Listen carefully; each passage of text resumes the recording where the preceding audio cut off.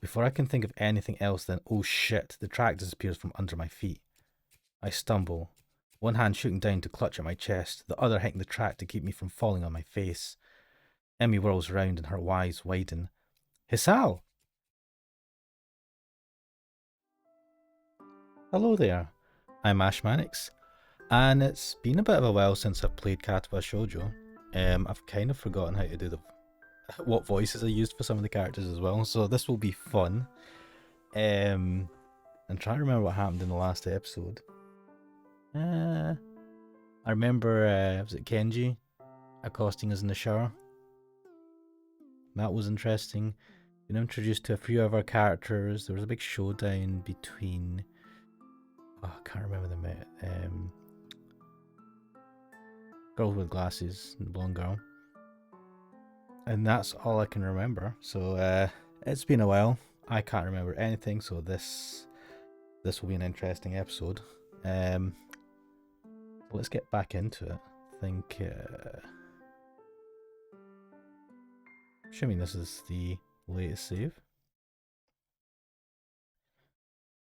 Save.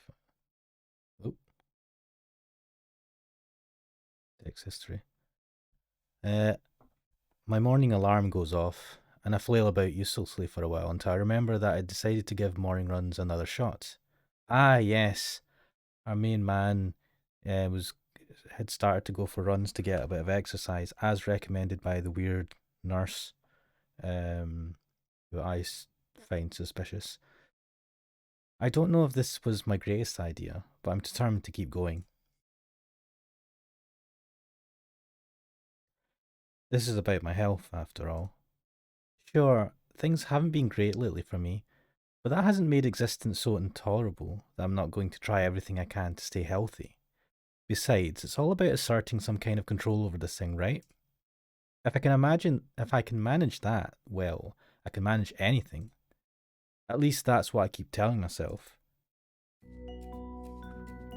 Once again, it would appear that I'm not alone in my run. Emmy has apparently been here for some time. It looks like she's already working up a good sweat. Just when the hell does she come here anyway? Earlier than you, mate. Oh, it's you. I'm surprised to see you again. Why is that? Well, not many people actually manage to come back for a second try. Oh, so she didn't have much faith in our main man, yeah? Hisao. She frowns, seemingly annoyed by a passing thought. Like the rest of the track team, for instance. What? The track team don't regularly practice? Still, it was only supposed to be on a volunteer basis, so it's not that big of a shock. And I guess it's pretty early in the morning. I shrug, and suddenly appears that she's forgotten what she was talking about. The frown disappears entirely, and she seems to snap back to her previous train of thought. So, come on then. What? You're here to run, right? Well, yes. So come on. I find myself suddenly grabbed and yanked onto the track. Things seem to be set on mirroring yesterday's run. That is, I seem to be struggling while Emmy moves with an effortlessness that I find enviable. It's incredibly bothersome to be so easily worn out. I know I should be patient work towards things gradually, but it's difficult to stay positive about this. We round the track and start on our second lap. Emmy seems to have grown impatient keeping pace with me and begins to pull away. This is where I gave out yesterday. Will I be able to do more? Oh ho ho ho ho. Option time. And this is where I save just in case. Wait. Create new save state. Yes. Now what should I do? What should I do? I want to go for it. Why not? What am I doing here? Am I really just going to fold and let Emmy pull ahead? I speed up. The second lap's done quickly, and without even considering it, I keep going. Emmy looks back over her shoulder at me and grins. Still going? Wouldn't want you to think I'm out of shape. Emmy laughs, without breaking her stride no less, and speeds up even more. Well, if this is the way we're going to play things. I increase my own pace as well. I can feel my lungs burning and my legs are starting to question just what the hell I think I'm doing. Lactic acid screams in my muscles, but I close my ears. I can't let myself fall behind because that would be a loss. The rational voice in my head inquires mildly just when we started playing a game. I'd answer it, but I'm having a lot of trouble thinking at present. She's so fast. How the hell does she keep... It's like a string pulling at my chest, a choking feeling of narrowness and pain. Before I can think of anything else then, oh shit, the track disappears from under my feet. I stumble, one hand shooting down to clutch at my chest, the other hitting the track to keep me from falling on my face. Emmy whirls around and her eyes widen. Hisao! She yells at me, sprinting from the other side of the track. What's wrong? Nothing, just... Keep your breathing steady. Calm down. Don't panic. Don't panic. Do you need me to get the nurse? I close my eyes, shutting out the outside world. My heart struggles to regain its rhythm. Slowly, the pain in my chest begins to subside. Soon it's gone like nothing happened. It was... nothing? No, something happened there. I open my eyes again and glance at a very worried Emmy. I think I'm fine. My voice sounds weird even to myself, oddly even and matter of fact. It makes Emmy frown. I don't think you are. She seems to come to a decision and nods to herself. Right, you're coming with me. You've got to see the nurse. Emmy grabs my arm and drags me up. I feel a bit wobbly, but I refuse the shoulder Emmy offers for support. Honestly, I'm a little shamed by my own weakness. I'd really rather not have Emmy concerned about me, though it seems to be too late. Heck, I'd really rather not have anyone concerned about my condition, though at this point, that too seems to be too late. I'd like to be able to deal with the whole thing on my own, without being a bother to anyone else. While I'm wishing for things, I'd rather not have this condition in the first place. Nurse! Emmy crashes into his office without knocking, but doesn't alarm the nurse in the least. Good morning, Sunshine. What's up? I can't remember what voice I gave this guy. Sunshine? Anyway, he calmly sips from his coffee mug, but lays it down after following Emmy's gaze to me looming in the doorway. Hisao, what brings you here? We were running and he stumbled over and started grabbing at his chest, and I thought I'd come get you and... Oh, damn, that was first. Easy there, Emmy. Calm down. Hisao, what happened? I don't know. We were running and then my chest started hurting like that time before, but it went away after a few seconds. It was just a flutter or something. The nurse frowns as if to say that just a flutter is some kind of oxymoron. I didn't mean quite this when I suggested to get some exercise. You've got to be more careful, Hisao. I was being careful, come to think of it, I just got into a race with a member of the track team. Doesn't seem as well reasoned as I thought it would. You just what? That is... I was racing Emmy. Emmy? Is this true? Emmy fidgets, looking adorably contrite. Well... Finally she can't seem to bring herself to say it aloud, and merely nods. The nurse sighs, and rubs at his forehead with one hand, tiredly. Emmy, you've got to be more sensitive to the limits of others. I don't know if he told you, but Hisao has a bad heart, and getting him to race you was incredibly irresponsible. Actually, I started it. The nurse is stunned by the statement. You what? We were just running, and Emmy started to pull away, and so I, sped up to catch her. The nurse stares at the ceiling, mutters a prayer for patience to some god or another, and looks back down at the both of us. So you're both stupid. That's a comfort, I guess. Now come on, Hisao. I've got to make sure your heart's not going to explode or something. I dutifully obey and follow him to the adjacent room, where we are certain that I am, in fact, not going to keel over and die. So how does it feel? I don't know. Nothing much, tired, but it might be just from the exercise. You should stay here for a few hours and rest, and we'll see how you feel after that. I'm not going to object, so I lie down in the infirmary bed.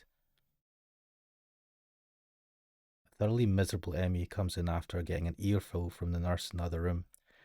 I couldn't hear what he said through the closed door, but I'm sure it wasn't pleasantries. Look, I'm really, really sorry. Man, it's not your fault, Emmy. It's freaking Hasal's fault. Man, shit, I forgot about the heart thing. Damn, it's my fault as the player.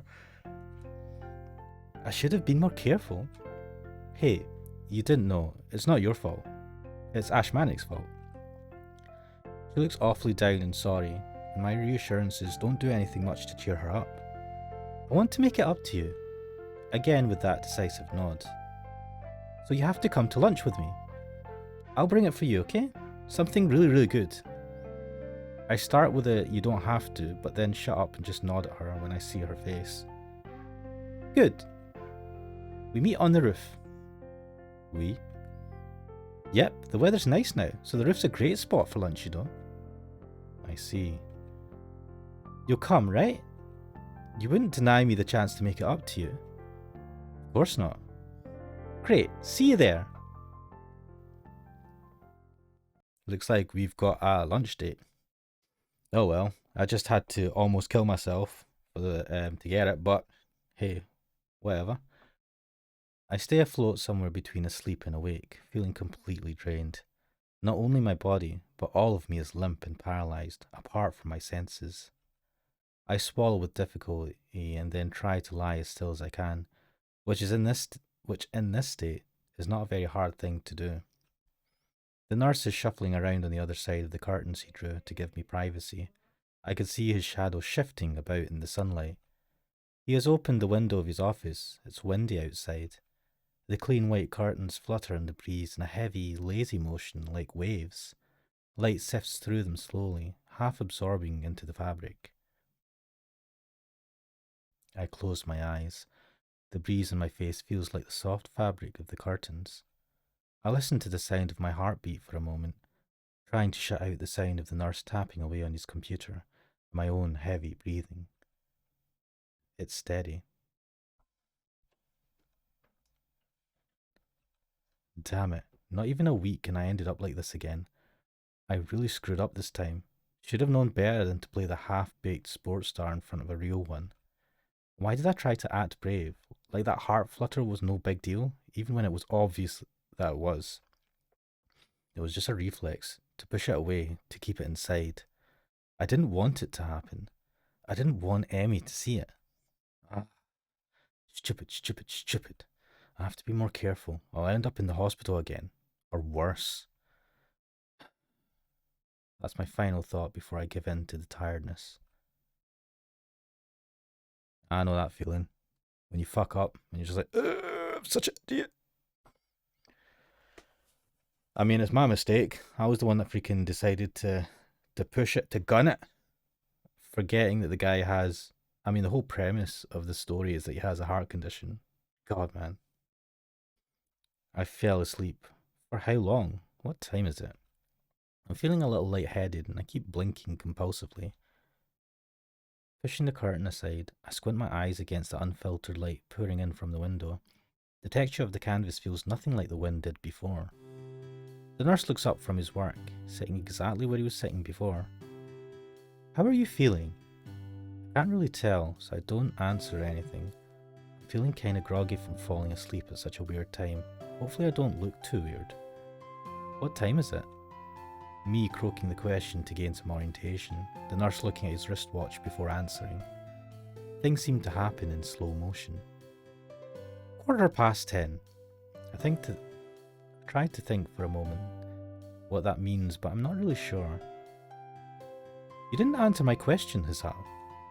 Oh, fine. Climb down from that bed then, and let's see how you're doing. Don't... I tried to do exactly that, only to sway dizzily when I moved too fast. The nurse moves to support me by my arm and sighs. Stand up too quickly, is what I was going to say. Just sit there, I'll check your pressure to make sure. My good intentions sure lasted for a long time. I shut up, embarrassed with myself, while the nurse gets busy with an old-fashioned contraption in my arm. After a couple of minutes, he puts it away, looking neither pleased nor unhappy. You're all right. Head stopped spinning? Yeah. Good. And how are the contents doing? You didn't show a very good judgment out there, Hisao. I swallowed the retort I was going to make. It's what I was thinking myself, but hearing it stated by somebody else makes me want to protest. What he's saying is not pleasant to hear. Doesn't make him any less right. No, sir. He nods, still looking as neutral as he was before. It would be easy to be angry at him if he said, "Told you so," or something, but he doesn't. I can try and help you keeping your health, but ultimately the last call lies with you. Hopefully this little episode will be something that will remind you of that. Here, a note for your teacher, to avoid an interrogation. I take the slip of paper he's offering and then make my leave as I can't think of anything else to say, not even really want to. Stay out of trouble, you hear me? I don't think it was anything but a scare, but next time could be different. I hear you. There is some way to get to the school building straight from the auxiliary building, but I'm not keen to find out and possibly get lost, so I go out from the exit that I know works. I stop at the stairs of the auxiliary building, deliberating for a moment between going to the dorms to get my books and stuff and going straight away to class. The sun stings my eyes, so I head towards the dorms. The halls are quiet as the courtyard was. Naturally, so since everyone is in class, I knock lightly at the door of 3-3 and push open the door when Mucho calls from the other side. Sorry I'm late. 15 eye pairs turn to me. Good morning, Nakai.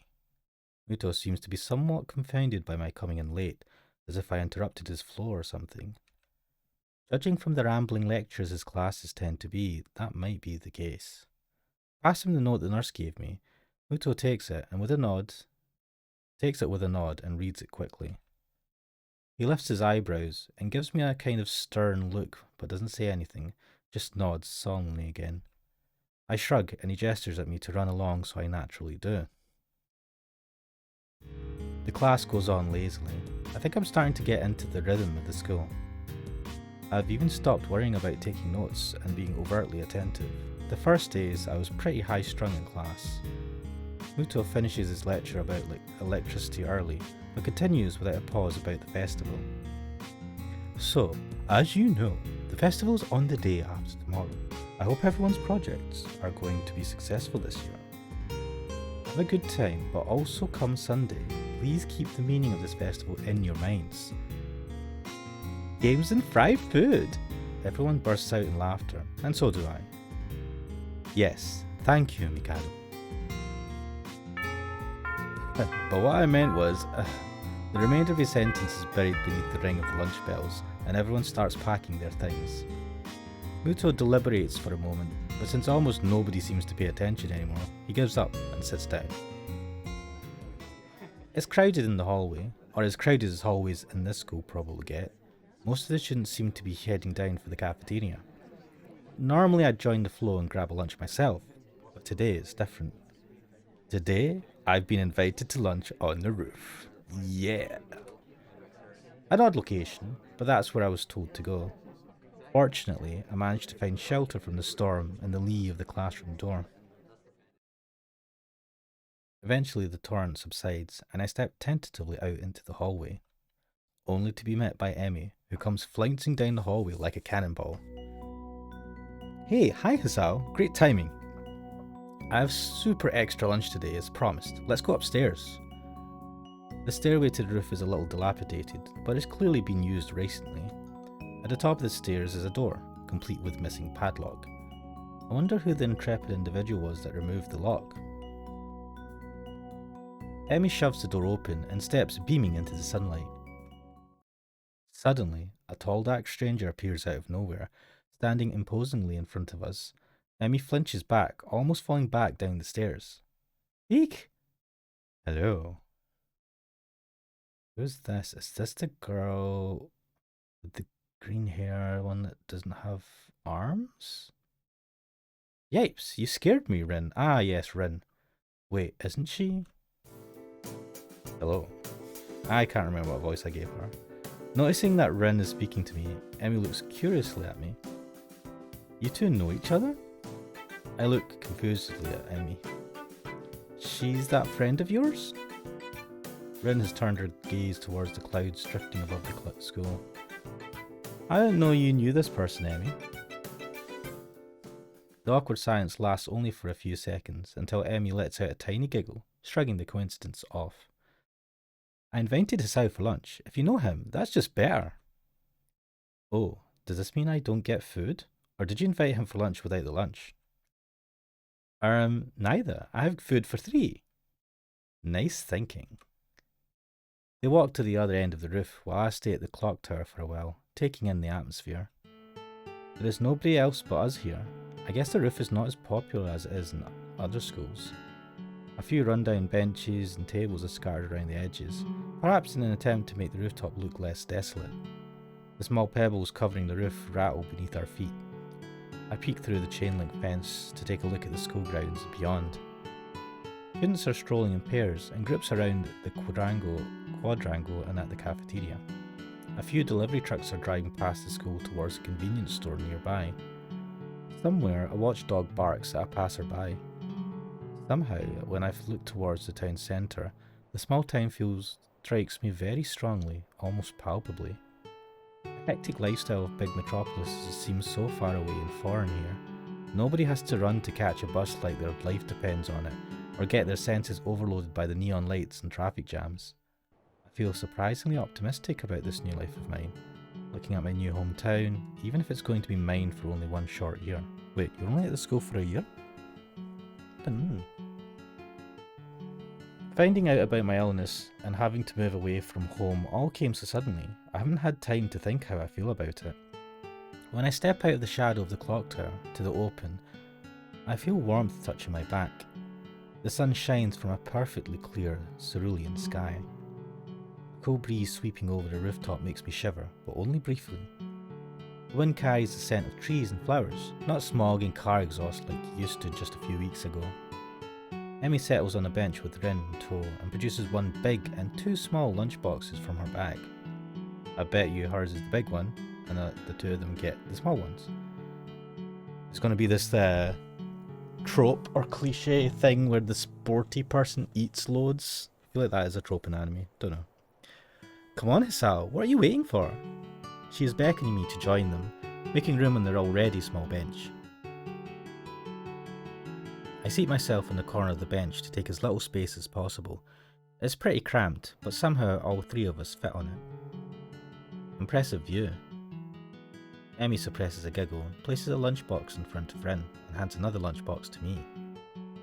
Here you go, lunch as promised. Homemade no less. I'm impressed. Wow, this looks really good. Thanks, I make him myself when I can. Conversation dies off as I set about the business of feeding myself. Taking a few bites, I glance up and notice Rin deftly opening the lunchbox and popping a forkful of food into her mouth using only her feet. Even though I've seen it before, I can't help but be impressed at her dexterity. It's also a reminder of the sort of place I'm in right now. Will I ever get used to sights such as this? I can't decide if getting used to such a thing would be a good thing, or a bad thing either. Does getting used to this place mean that I'm giving up on being a normal person? Or does it just mean that I'm becoming more understanding about those around me? I mean, I think it's more about it shows that you're becoming more understanding of the people around you. I don't think it means you're denying yourself to be a normal person. These are all normal people. What the fuck? Oh, but I know that feeling of going to a new school and trying to get used to it, and that feeling of alienness. It always takes... You feel that you'll never get used to it. This is if you've like moved schools a few times. I moved school twice, 2 or 3 times at one point in kind of relatively short succession, and it sucked, man. There's always that period where, yeah, you just feel like an outsider. It's weird. The school looks different. People can act always slightly different weird school custom type stuff, and then you're just thinking, I'm never going to get used to this. This is, I hate this. And then eventually you kind of adjust and it becomes the norm, at least for me. But Yeah, I get how this guy's feeling with this. Though this is a little bit more of a change because it's like, it's not just your average school. It's like a school, a hospital. It's like a hospital school thing. With people that have some sort of health condition. But to all intents and purposes, this seems like just a normal school with seemingly cool people in it, so he could be doing worse. I think the worst thing in the world is if you've got people that are like bullying him or something. And everyone seemed to be pretty nice to him, so seems cool. I'm distracted from my thoughts by the sight of Emmy tearing into her lunch as if I had insulted her ancestors. You seem pretty hungry. Emmy looks up, mouth half full, and swallows before nodding. My morning run always works up an appetite, which is great because then I burn through lunch pretty quickly. It helps me keep my girlish figure. Oh, okay. What would happen if you'd lose it? Would you become a man? Did I ever mention I like Ren? I love her freaking personality. I very nearly choked on my lunch trying not to laugh. It's a figure of speech.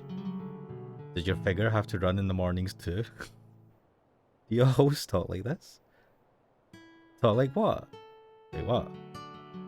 I think that answers my question. Never mind. So, struggle to think of small talk and settle on the obvious question. Nice weather. Are you going to say nice weather we're having? Oh. How do you two meet? Ren seems content to let Emmy answer this question. Someone in the housing department thought that we'd complement each other well, so we were assigned rooms next to one another. Wait, is this what happened with me and Kenji? Did someone think that weirdo would be a good match for me? Complement each other? Like shoes in a suit. Huh? Emmy giggles at my confusion. Put us together and we've got all our limbs. Get it? I don't think about that, but I don't know. That seems a little bit on the nose. Ah. So I started helping Rin get ready in the mornings, and that was that. I mean, you can't help someone get dressed every morning and not get along. No, I mean, you must be a nice person, Emmy, because you can definitely have to help someone dress up in the morning and not get along. I see. Ren chooses a moment to interject. I have trouble with shirts. Right, that seems fairly obvious. Really? Kind of? This isn't helping, but at least Emmy seems to find the whole thing funny. That, combined with the fact that Rin is genuinely curious, makes me feel slightly better and yet confused. I mean, you've got no arms, so putting on a shirt seems like one of those things that would be difficult. You know what? I'm going to just stop talking now. It'll save me a lot of trouble in the long run. Rin nods in what I suspect is meant to be a sage manner. I see. The conversation dies as I turn my attention back to my lunch. It's really quite good. Emmy finishes her lunch first and makes a contented noise. Ah, that was good. As she busies herself with cleaning up her lunch, Rin speaks up. I'm thirsty. Oh, I almost forgot about that. Sorry. With a flourish, she reaches into her bag and removes a trio of juice boxes. She tosses me one that appears to be cranberry juice, one to Rin that appears to be some kind of strawberry milk, complete with pink colour scheme, and keeps a equally pink box of some kind of fruit punch for herself. Rin dexterously stabs her straw through the top of her box and begins to drink. I'm once again impressed by how flexible she is, but this time I keep my comment to myself. Somehow, I don't think either Emmy or Rin are the sorts of people to think twice about the way they work around their particular disabilities. Rin especially so. Indeed, she gives off the impression of being entirely unaware that she's missing any limbs at all. Whether or not that's a conscious decision is another matter. I'm honestly not sure. So Hisao, how do you like it up here? It's quite nice actually. I like high places for the view. Thanks for inviting me up here. And for the lunch too. Emmy grins a 1,000-watt grin, pleased by my response I suppose. No problem. Feel free to eat with us next time too, okay? I won't make you a lunch, but you can bring your own up here. No lunch service? I don't know. Yeah, I was thinking that as well. So, you know, you've given me lunch now, and now I've got a taste for someone else making me lunch because I'm a lazy shit. Emmy looks mock offended. Trying to take advantage of my good nature?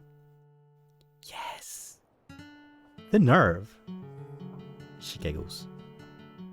Well, if that's your answer, I guess Ren and I will just keep eating lunch all alone. I am suddenly assaulted by the most heartrending puppy dog eyes I've ever seen as Emmy pouts. Kidding, I was kidding. I'd love to eat lunch up here again. Good location, and the company's okay too. Emmy frowns a bit at my declaration of okay, but seems happy enough that I've accepted her invitation. I guess this makes us friends now. I guess it does.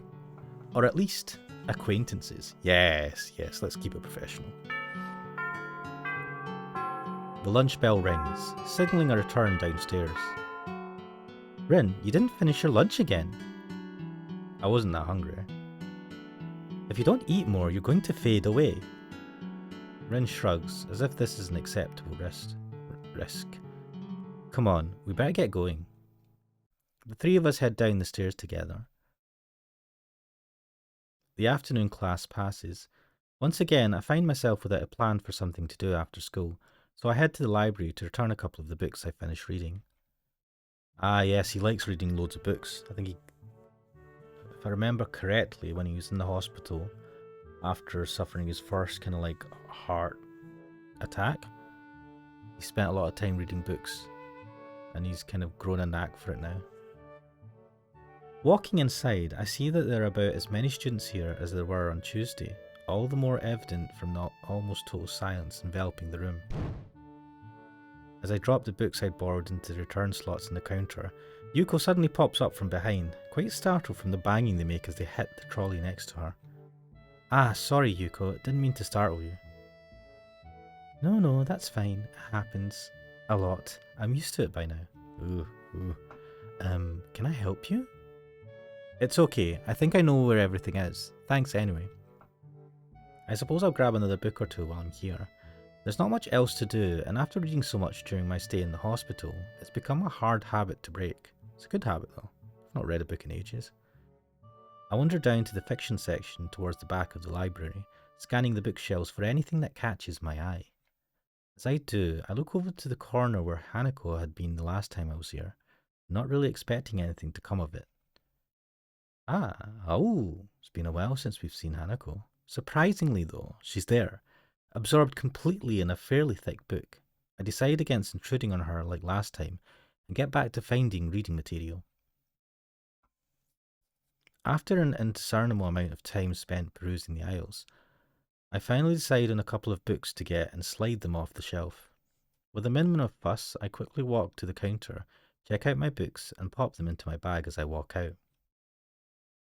By the time I leave the main building, sunset isn't too far away. A small trickle of students remain, but the majority have left, presumably to their homes and dorms.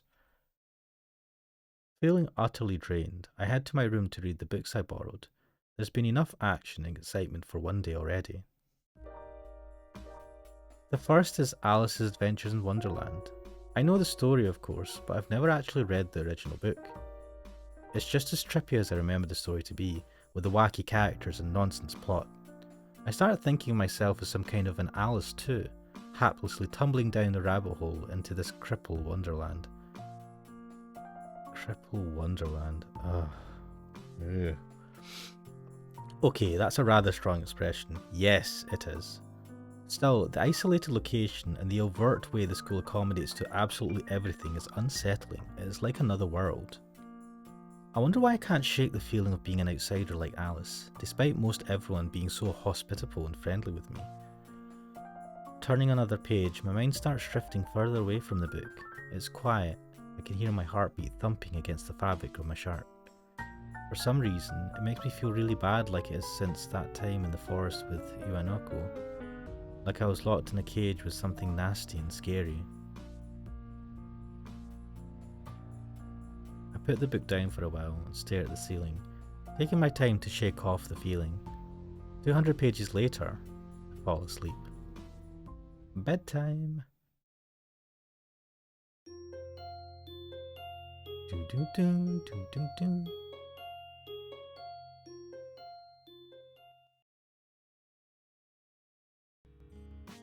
So I think I might actually try and make these episodes a bit shorter. So what I'm going to do, well, the first thing I'm going to do is save.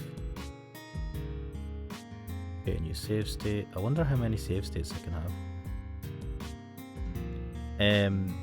Yeah, that does seem like a good spot to save. I was actually going to switch scenes while recording this so that I hide my avatar head, because it is kind of distracting when I'm just reading through this, but I forgot to do that because I'm an idiot. So yeah, I'll leave this here for now. Hopefully you enjoyed this, and I plan to carry on soon. I did take a break from this, but I plan to play this game at least till the end of Act 1, because for those of you that don't know, this game is actually free. You can get it if you do search for Katawa Shoujo on Google, you should get directed to the website where you can download it for free, and I've just downloaded the demo, or what is Act 1, so I'm definitely going to play this to the end of Act 1 and then see where I go from there. I mean, it's definitely worth playing. But I'll stop prattling on like I usually do, and hopefully I'll see you next time. I'm Ashmanix, and I'll see you later then. Bye!